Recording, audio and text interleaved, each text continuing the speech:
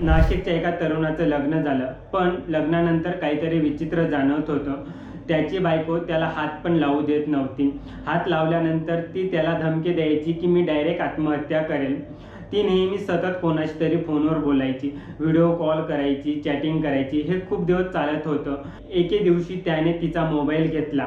मोबाईलमध्ये जे काही बघितलं ते बघितल्यानंतर त्याच्या पायाखालची जमीन सरकली. झालं असे की त्याच्या पत्नीचं ऑलरेडी पुण्यातील एका मैत्रिणीबरोबर लग्न झालेलं होतं, अर्थात समलैंगिक विवाह झालेला होता.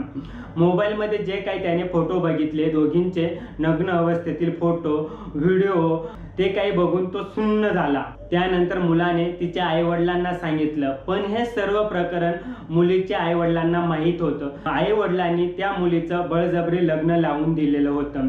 आता मुलाने तिच्या घरच्यांवर अर्थात तिच्यावर, तिच्या आईवडिलांवर गुन्हा दाखल केलेला आहे आणि हा जो काही धक्कादायक प्रकार घडला यावर पोलीस चौकशी करत आहेत.